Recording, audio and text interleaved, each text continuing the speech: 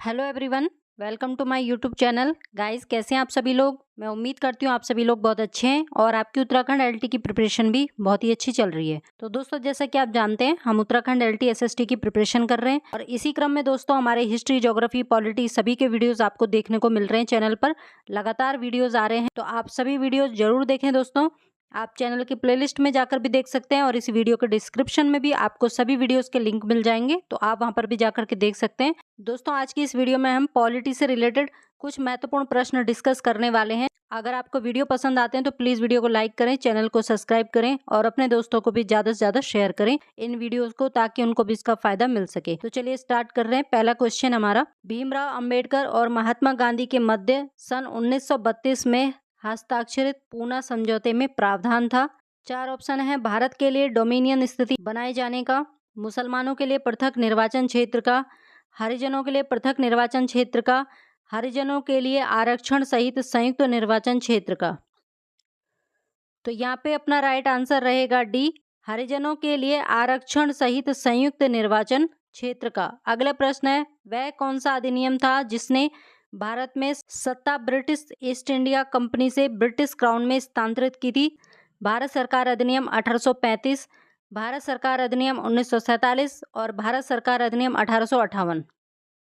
तो दोस्तों यहाँ पे अपना राइट आंसर रहेगा डी, भारत सरकार अधिनियम 1858। अगला प्रश्न है, निम्नलिखित में से किस अधिनियम द्वारा भारत के गवर्नर जनरल को अध्यादेश जारी करने की शक्ति प्रदान की गई थी। ऑप्शन है चार्टर एक्ट 1833, भारत परिषद अधिनियम 1861, भारत परिषद अधिनियम 1892, भारत परिषद अधिनियम 1909। तो यहाँ पे अपना राइट आंसर रहेगा बी, भारत परिषद अधिनियम 1861। अगला प्रश्न है, यह सिद्धांत कि स्वतंत्र भारत के लिए नए संविधान को तैयार करना मुख्यतः खुद भारतीयों की जिम्मेदारी होनी चाहिए, पहली बार निम्नलिखित में से किस एक में स्वीकार किया गया था। ऑप्शन है भारत सरकार अधिनियम 1935 में, लिनलिथगो के अगस्त प्रस्ताव में, क्रिप्स प्रस्ताव में या फिर कैबिनेट मिशन में। तो यहाँ पे अपना राइट आंसर रहेगा बी, लिनलिथगो के अगस्त प्रस्ताव में। अगला प्रश्न है, रेगुलेटिंग एक्ट पारित किया गया। ऑप्शन है 1773 ईस्वी में, 1771 ईस्वी में, 1785 ईस्वी में या फिर 1793 ईस्वी में। तो यहाँ पे अपना राइट आंसर रहेगा ए, 1773 ईस्वी में। चलिए अगला प्रश्न देखिए, भारत के गवर्नर जनरल को किस एक्ट के द्वारा अपनी समिति के निर्णय को अस्वीकार करने का अधिकार मिला था। ऑप्शन है 1773 का रेगुलेटिंग एक्ट, 1784 का पीट्स इंडिया एक्ट, 1786 का अमेंडमेंट एक्ट या 1813 का चार्टर एक्ट। तो दोस्तों यहाँ पे अपना राइट आंसर रहेगा सी, 1786 का अमेंडमेंट एक्ट। अगला प्रश्न हमारा, पीट्स इंडिया एक्ट किस वर्ष पारित किया गया था। ऑप्शन है 1784 में, 1901 में, 1819 में या फिर 1857 में। तो यहाँ पे अपना राइट आंसर रहेगा ए, 1784 में। पीट्स इंडिया एक्ट 1784 में पारित किया गया था। अगला प्रश्न है, साम्राज्ञी विक्टोरिया ने 1858 की घोषणा में भारतीयों को बहुत सी चीजें दिए जाने का आश्वासन दिया था। निम्न आश्वासनों में से कौन सा ब्रिटिश शासन ने पूरा किया था। ऑप्शन है रियासतों को हड़पने की नीति समाप्त कर दी जाएगी, देशी रजवाड़ों की यथास्थिति बनाए रखी जाएगी, भारतीय व यूरोपियन सभी प्रजा को समान व्यवहार मिलेगा, भारतीयों के सामाजिक और धार्मिक विश्वासों में कोई हस्तक्षेप नहीं होगा। तो यहाँ पे अपना राइट आंसर रहेगा बी, देशी रजवाड़ों की यथास्थिति बनाए रखी जाएगी। अगला प्रश्न है, मिंटो मार्ले सुधार का उद्देश्य क्या था। ऑप्शन है पृथक निर्वाचन प्रणाली, भारतीयों की भागीदारी बढ़ाना, युद्ध में सहयोग हेतु तैयार करना या पूर्ण स्वतंत्रता देना। तो दोस्तों यहाँ पे अपना राइट आंसर रहेगा पृथक निर्वाचन प्रणाली, यानी ऑप्शन ए अपना सही रहेगा। अगला प्रश्न है, मार्ले मिंटो सुधार बिल किस वर्ष पारित किया गया था। ऑप्शन है 1905, 1909, 1911 या फिर 1920। तो जो मार्ले मिंटो सुधार बिल था ये 1909 में पारित किया गया था। अगला प्रश्न है, भारतीयों को वर्ष 1947 में सार्वभौम सत्ता सौंपने की योजना निम्न में से किस नाम से जानी जाती है। ऑप्शन है डूरंड योजना, मिंटो मार्ले योजना, माउंटबेटन योजना या फिर वेबल योजना? तो दोस्तों यहाँ पे अपना राइट आंसर रहेगा सी, माउंटबेटन योजना। अगला प्रश्न है, कौन सुमेलित नहीं है? मार्ले मिंटो सुधार, सांप्रदायिक प्रतिनिधित्व, भारत सरकार अधिनियम 1935 स्वशासन, कैबिनेट मिशन, संविधान सभा का गठन, साइमन कमीशन, भारत विभाजन? तो यहाँ पे अपना राइट आंसर रहेगा डी, साइमन कमीशन भारत विभाजन से संबंधित नहीं था। ये गलत है, तो यही हमारे यहाँ पे आंसर रहेगा, बाकी सब सही है। अगला प्रश्न देखिए, भारत शासन अधिनियम 1919 के अंतर्गत विधायिका का अंतिम निर्वाचन किस वर्ष में किया गया था? ऑप्शन है 1930, 1934, 1945 या फिर 1947? तो दोस्तों यहाँ पे अपना राइट आंसर रहेगा सी, 1945। अगला प्रश्न है, अखिल भारतीय महासंघ स्थापित करने का प्रावधान शामिल किया गया था? ऑप्शन है भारत सरकार अधिनियम 1935 में, अगस्त प्रस्ताव 1940 में, भारत सरकार अधिनियम 1919 में, कैबिनेट मिशन 1946 में? तो यहाँ पे अपना राइट आंसर रहेगा ए, भारत सरकार अधिनियम 1935 में। अगला प्रश्न है, निम्न में से किस अधिनियम ने केंद्र में द्वैत शासन प्रणाली को स्थापित किया था? ऑप्शन है भारत शासन अधिनियम 1935, भारत शासन अधिनियम 1919, भारत परिषद अधिनियम 1909, भारत परिषद अधिनियम 1892? तो यहाँ पे अपना राइट आंसर रहेगा ए, भारत शासन अधिनियम 1935। अगला प्रश्न है, संघीय प्रणाली का पहला प्रयास भारत सरकार अधिनियम द्वारा किया गया था? ऑप्शन है 1909, 1919, 1935 या फिर इसमें से कोई भी नहीं। 1935 संघीय प्रणाली का जो पहला प्रयास किया गया था वो भारत सरकार अधिनियम 1935 के तहत किया गया था। अगला प्रश्न है, प्रांतीय स्वायत्तता शुरू करने के लिए भारत की ब्रिटिश सरकार द्वारा कौन सा अधिनियम पारित किया गया था? ऑप्शन है 1892 का भारत परिषद अधिनियम, 1853 का चार्टर अधिनियम, 1935 का भारत सरकार अधिनियम या 1947 का भारतीय स्वतंत्रता अधिनियम? तो यहाँ पे अपना राइट आंसर रहेगा सी, 1935 का भारत सरकार अधिनियम। अगला प्रश्न है, भारत में सचिव का पद किसके द्वारा निर्मित किया गया था? ऑप्शन है मार्ले मिंटो सुधार 1909, भारत सरकार अधिनियम 1858, भारतीय परिषद अधिनियम 1861, मॉन्टेग्यू चेम्सफोर्ड सुधार 1919? तो यहाँ पे अपना राइट आंसर रहेगा दोस्तों बी, भारत सरकार अधिनियम 1858। अगला प्रश्न है, किस भारत सरकार अधिनियम के तहत पहली बार विधायिका में कुछ निर्वाचित प्रतिनिधित्व की मंजूरी दी गई थी?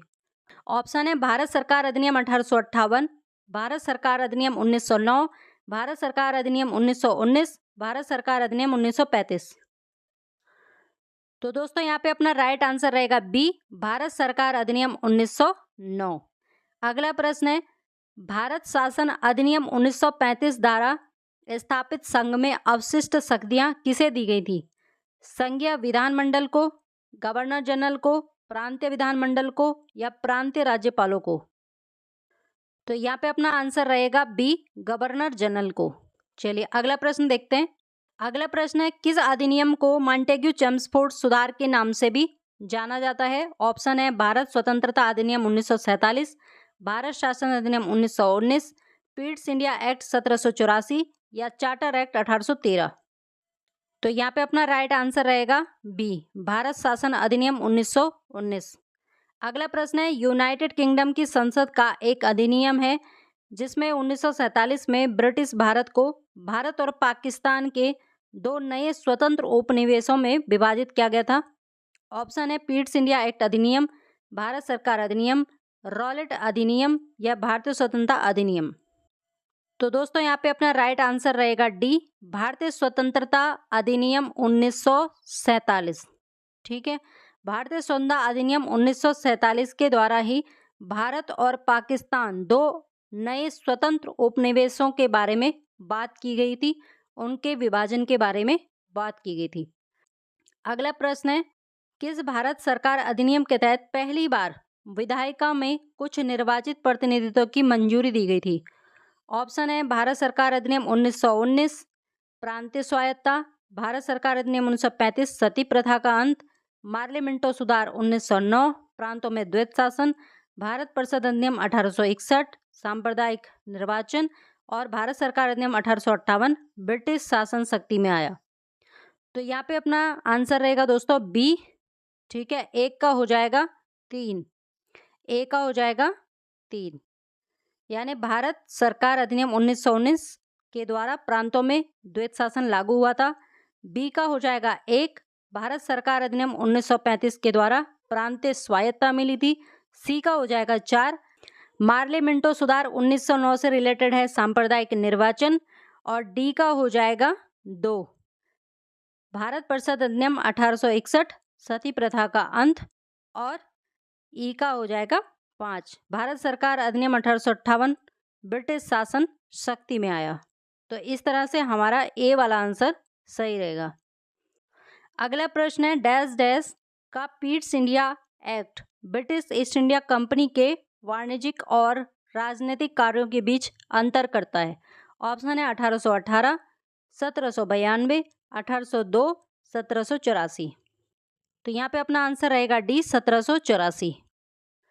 अगला प्रश्न है 1919 के इंडियन काउंसिल एक्ट में किस बात की व्यवस्था की गई थी।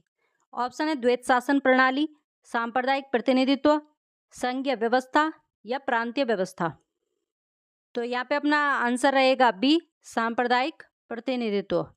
अगला प्रश्न है मॉन्टेग्यू चेम्सफोर्ड सुधार में प्रावधानों का सार था। ऑप्शन है राज्यों की स्वायत्तता, प्रांतों में दोहरा शासन, हिंदू मुस्लिम हेतु अलग अलग निर्वाचन व्यवस्था या राज्यपालों को वीटो शक्ति। तो यहाँ पे अपना राइट आंसर रहेगा दोस्तों बी प्रांतों में दोहरा शासन। अगला प्रश्न है 1946 का कैबिनेट मिशन 3 मंत्रियों से गठित था, निम्न में से कौन इसका सदस्य नहीं था। तो यहाँ पे अपना राइट आंसर रहेगा डी लॉर्ड एमरी इसका सदस्य नहीं था, बाकी तीनों थे। अगला प्रश्न है कैबिनेट मिशन योजना के विषय में कौन सा सही नहीं है।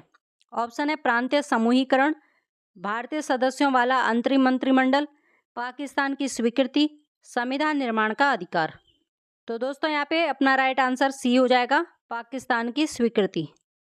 अगला प्रश्न है भारत का संविधान लागू होने तक स्वतंत्रता के पश्चात इसका शासन किसके अंतर्गत चलाया गया। ऑप्शन है भारतीय नेताओं के परामर्श से बने कानून द्वारा, इंग्लैंड के संविधान के अनुसार, 1935 के भारत सरकार अधिनियम के अनुसार, उपरोक्त में से कोई भी नहीं।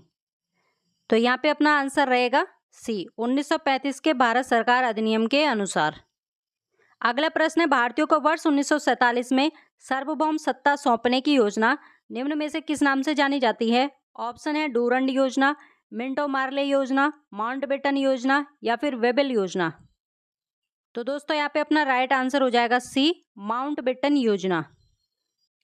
अगला प्रश्न है कौन सम्मिलित नहीं है।